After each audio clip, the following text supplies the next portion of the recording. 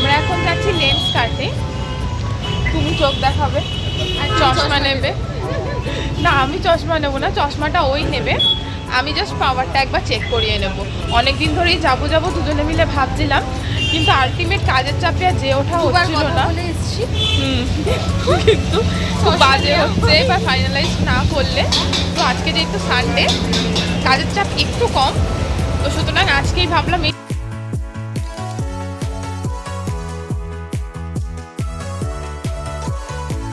ওই দেখেছো, আমি তো ভুলেই গেছি। গুড ইভিনিং, কেমন আছো তোমরা সবাই? আশা করি খুব ভালো আছো, আর আমিও খুব ভালো আছি। আজকে সকাল থেকে প্রচণ্ড বিজি থাকার জন্য কিচ্ছু শ্যুট করা হয়নি, তাই এখন মোটামুটি বিকেল 4-5টা মতন বাজে।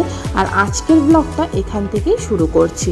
চলো, প্রথমে তো লেন্স কার্টে চলে এসেছি, কিন্তু লেন্স কার্টে এসে এত কালেকশন, এই যে দেখো, আমি আবার ট্রাইও করছি। আমাকে কেমন লাগছে তোমরাও একটু জানিও। আমার তো এই স্কাই ফ্রেমটা বেশ ভালো লেগেছে।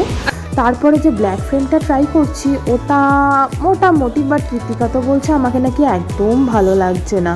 কিন্তু এই যে রেড ফ্রেমটা, এটা যখন আমি পরলাম তখন আমাকে কিনা ঋতিকা বললো আমাকে নাকি প্রচণ্ড বুড়ো বুড়ো লাগছে, বুড়ি বুড়ি। এইটা দেখে শুনে তো ওর কথা আমি রেখেই দিচ্ছি, রাগের চোটে আর কিছু ট্রাই করবো না। আর ওকে দেখেছো? এখন রাত 9:30 মতো বাজে। আজকে আমি একটু তাড়াতাড়ি বাড়ি চলে এসেছি। আর যেদিন তাড়াতাড়ি বাড়ি চলে আসি না, আমি ট্রাই করি কি যত তাড়াতাড়ি সম্ভব হাতের কাজগুলোকে শেষ করার জন্য। আর একটু বেশি ডাস্টিং বলো কি জামা কাপড় গোছানো বলো, এগুলোকে একটু বেশি বেশি করে রাখি, যাতে সপ্তাহের পরের দিনগুলো যদি লেট হয় তাহলে যাতে সেটা একটু মেকআপ দিয়ে দিতে পারি। এই যে আমি ঘরে এসে প্রথমে ছাদ থেকে জামা কাপড়গুলো তুলে নিয়ে আসলাম। এগুলো এতক্ষণে শুকিয়ে গেছে, তো এগুলো একে একে ভাঁজ করে রেখে দেবো। দিয়ে তারপরে আজকে ডাস্টিং থেকে শুরু করে আরও বেশ কিছু কাজ করে রাখবো। আমার না একটু পরিষ্কারের বাকি আছে, মানে একটু বেশি ধুলো কোথাও জমে গেলে কিংবা একটু বেশি 1-2 দিন ডাস্টিং না করা হলে আমার নিজের শুনে কেমন একটা ইরিটেশন হতে লাগে।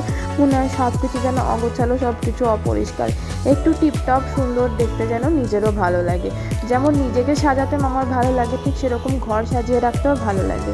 কিন্তু বিভিন্ন কাজের চাপে তার নিজেকে সাজানো হয় না, তাই ঘরটাকে সাজিয়ে ওই যে যেটাকে বলে না দুধের স্বাদ ঘোলে মেটানো, আমিও একই জিনিসই করি। তাই প্রথমে জামা কাপড় ভাঁজ করে ফেলেছি, আর এখন একে একে ডাস্টিংগুলো করব। আমার 3তলার ওপরে ঘর হলেও কিন্তু কোথার থেকে জানি না সারাদিনে এত ধুলো জমে। সকালবেলাও যদি আমি কোনো দিন ডাস্টিং করি, তো সন্ধেবেলা এসে দেখবো যেই কি সেই ধুলো জমে গেছে। কোত্থেকে যে এত ধুলো আসে বাপরে বাপ জানি না। আর দেখো, এই কোনায় কোনায় ধুলো থেকে ঝুল। এই যেদিন ডাস্টিং করি সেদিন যেন আমার একেবারে একাকার কাণ্ড হয়। মোটামুটি সপ্তাহে 2 থেকে 3 দিন ডাস্টিংও হয়ে গেছে। এবার বিছানার চাদর চেঞ্জ করে ফেলবো। এবার যদি বিছানার চাদর নিয়ে গল্প বলি, তাহলে বিছানার চাদর নিয়ে না আমার একটা ফ্যান্টাসি আছে। ওই ঠিক যেরকম একরকম জামা পরতে রোজ রোজ ভাল লাগে না, ঠিক সেরকমভাবে একরকমভাবে ঘরটাকে দেখতেও আমার রোজ রোজ একদম ভালো লাগে না। তো আমার মনে হয় চাদর, বালিশের কভার, বেডসাইড টেবিলের কভার, যা যা কিছু চেঞ্জ করা যায়, মানে রং তো আর রোজ রোজ চেঞ্জ করা সম্ভব নয়, তাই যেটুকু যা রোজ রোজ চেঞ্জ করা যায় ওগুলোকে চেঞ্জ করে দিলে দেখতেও ঘরটাকে বেশ সুন্দর লাগে। আর বেশ একটু অন্যরকম লাগে, মানে এই এক কালার চোখে শ্যুট করে যায়, তো ওর থেকে একটু অন্য কালারে হয়ে গেল। আর এই যে সবুজ কিনতে ঘরের প্রায় সব জিনিসই আমি সবুজ কিনে ফেলেছি। ওই যে এসে দেখেছিলাম একটা দেওয়াল গ্রিন, তারপর থেকে গ্রিন ম্যাচিংয়ে কেনা যে কি একটা বদ অভ্যেস আমার হয়ে দাঁড়িয়েছে। কোন দিন দেখবো আমি নিজেকেই নিজে গ্রিন রং করে বসে রয়েছি। যাই হোক, এসব উল্টোপাল্টা ফালতু যোগ বলে লাভ নেই। তাড়াতাড়ি করে বিছানার চাদরটা পেতে ফেলি। তবে বেডশিট কেনারও কিন্তু আমার বেশ ন্যাক আছে। এই যে সুন্দর করে বিছানা টিছানা গুছিয়ে রেডি। এবার আমি ঘরটা মুছতে চলে যাব। ঘর মুছে নিয়ে তারপরে সোজা বর বাড়ি আসার সময় হয়ে গেছে, তো ওর জন্য একটু গ্লুকন্ডি গুলে রেডি রেখে আমি যাব স্নান করতে। ঘর মোছাও আমার কিন্তু দিনে 2বার অন্তত পড়েই যায়, কেন কি ওই যে বললাম ধুলো। আর আরেকটা জিনিসও যেটা আছে সেটা হচ্ছে আমার বরের ভীষণ অ্যালার্জি প্রবলেম আছে।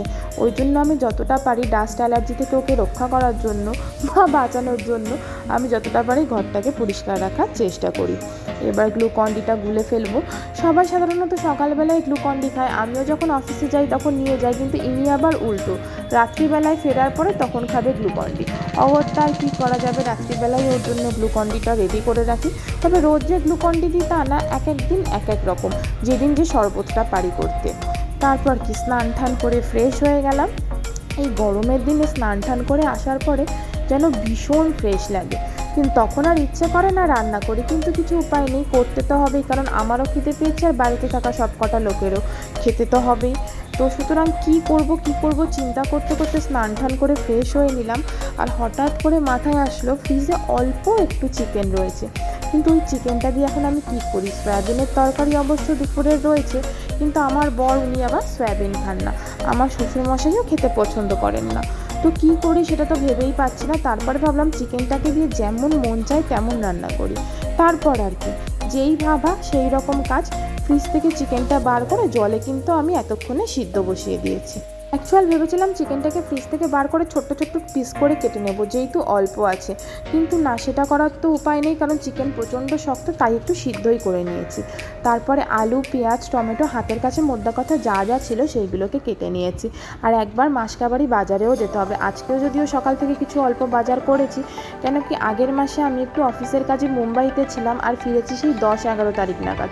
ওই জন্য আগের মাসে মাসকাবাড়ি বাজার করতেও অনেকটা লেট হয়েছে বলে এই মাসে এখন এরকম টাইমে এসে সব প্রায় 12টোর দিকে। তো সুতরাং বাজার থেকে অল্প অল্প জিনিসও নিয়ে আসতে হবে।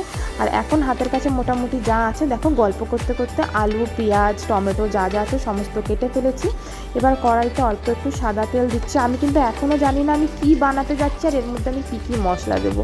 তো তারপরে দুটো তেজপাতা, মনে হলো একটু গোটা গরম মশলা দিয়ে দিই, কারণ মাংসে একটু গরম মশলা পড়লে না তার যেন ঘ্রাণটাই আলাদা লাগে, সে যেরকমই মাংস হোক।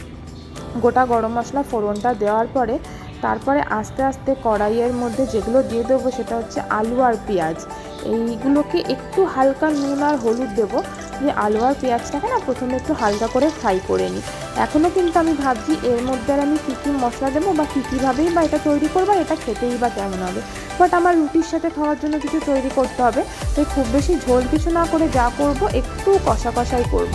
তো এই যে কড়াইয়ের মধ্যে আলু, পেঁয়াজ দিয়ে দেবো, দিয়ে হলুদটা দিয়ে ভালো করে এটাকে এবার ফ্রাই করে নেব। এটা ফ্রাই যখন হয়ে আসবে তখন এর মধ্যে এক কাজ করব, কিছুটা টমেটো দিয়ে দেবো। টমেটোগুলোও কথা বলতে বলতে বরঞ্চ কেটে রেডি রাখি। একটু ক্যাপসিকাম খুঁজেছিলাম, কিন্তু ওই যে বললাম বাজার তেমনভাবে করা হয়নি বলে এখন ক্যাপসিকামটাও নেই।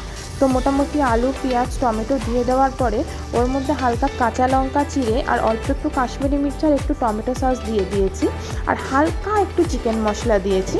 আর এই যে সেদ্ধ করা চিকেনগুলো অল্প অল্প করে ছোটো ছোটো করে ছাড়িয়ে রেখেছিলাম, ওইগুলোকেই এর মধ্যে দিয়ে দিয়েছি। দিয়ে চিকেনের যে সেই স্টকটা ওটা ওর মধ্যে অল্প দিয়ে দিলাম, কারণ হালকা ঝোল ঝোল রাখতে হবে। দিয়ে আলুটাকে যেহেতু সিদ্ধ করা হয়নি, তো হালকা আলুটাকেও সিদ্ধ করতে হবে। তো দিয়ে ভালো করে মশলা কষিয়ে জলটা দেওয়ার পরে এটাকে এবারে ফুটতে দিয়ে দেবো। আর ফুটতে দিয়ে আমি যাব আমার আর কাজগুলো সাথে চট করে আটাটা মেখে রুটিটা বানানোর পথে। এই যে মাংসের ঝোলটা গরম গরম রান্না হয়ে গেছে, তো এবার একটু চিনি দিয়ে নামিয়ে দেবো। আর আজকের ব্লগটা এখানেই শেষ করছি। কেমন লাগলো তোমরা প্লিজ জানিয়ে একটা লাইক, কমেন্ট, শেয়ার আর সাবস্ক্রাইব করে দিও। শুভরাত্রি।